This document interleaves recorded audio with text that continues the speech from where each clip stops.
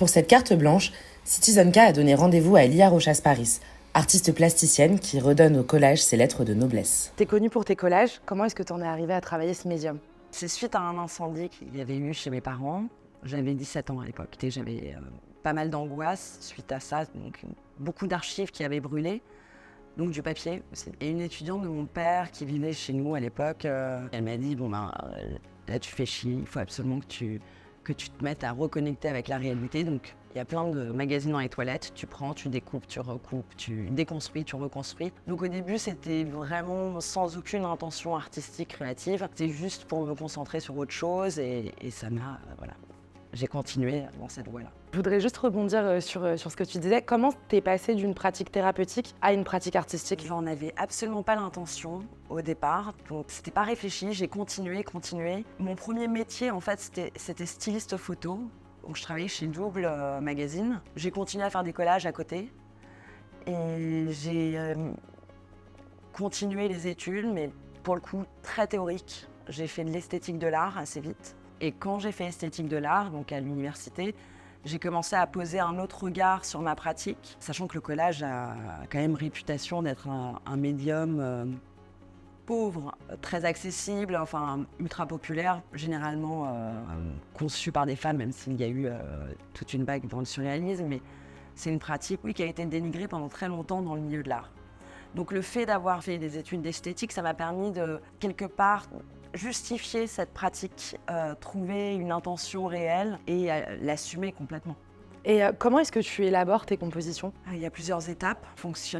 Déjà, je chine énormément sur des vides-greniers, dans des marchés aux puces, marchés aux livres. Donc la matière première, c'est souvent des livres et des revues, parfois des photos, mais surtout livres et revues, ce qui pose la question du choix du recto et du verso, parce que généralement, la matière première qu'on trouve en tant que collagiste, qui le pratique de cette manière, on n'est pas sûr de retrouver le même bouquin ou le même magazine, donc l'image qu'on choisit sera sans doute la seule et unique. Donc il y a toujours une question de choix dans le processus. J'ai pas mal de boîtes chez moi dans lesquelles je les classe. En fait, j'arrache les pages, je les découpe pas forcément, mais je mets des pages comme ça avec des thèmes, donc antiques, reptiliens, voie lactée, il y a toutes sortes de boîtes. C'est quoi la boîte avec le thème le plus inattendu? Peut-être reptile, corps humain, mais bon, en soi, oui, corps humain, ça peut faire un peu Dexter, mais bon, pour le collage, c'est souvent un sujet en soi. C'est étrange parce que toutes ces boîtes, c'est un petit peu comme plein de cases qu'on a dans notre tête, des images qu'on a enregistrées avec le temps. Quand je trouve de nouveaux éléments, parfois je me souviens d'autres éléments qui sont au fond d'une boîte. Et donc ça fait tilt et j'arrive à les assembler les uns avec les autres. Et là, ça fait sens. Donc c'est vraiment c'est une pratique un peu aléatoire et hasardeuse. Le hasard fait complètement partie de cette pratique du collage. J'ai lu à ton sujet que tu considérais que chaque ressource était comme la pièce d'un puzzle. Et j'aimerais bien qu'on développe un peu cet aspect puzzle, justement, assemblage. Comment est-ce qu'à la fin de ces tout petits morceaux, tu arrives à une aussi grande composition?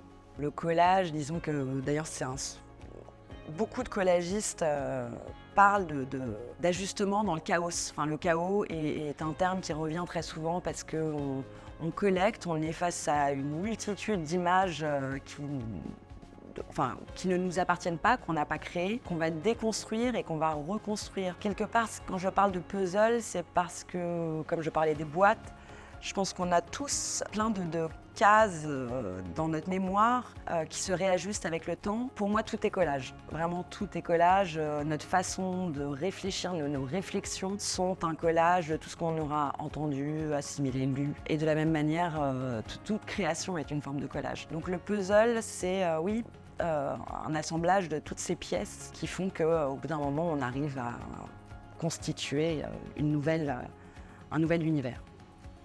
Tu es curatrice, directrice artistique, créatrice de romans photos. Tu disais tout à l'heure avoir travaillé dans la mode. Comment est-ce que chacune de tes activités impacte ta création artistique? Déjà, le roman photo, c'est un collage entre le texte et l'image. Il y a un dialogue entre deux modes d'information, de diffusion. Et quand je rencontre mes contemporains par ce biais-là, ça me permet de, moi, sortir de ma zone de confort, de partager, d'être dans un échange vertueux, de l'ordre du débat, enfin quelque part, des échanges qui permettent d'aller plus loin dans sa propre réflexion.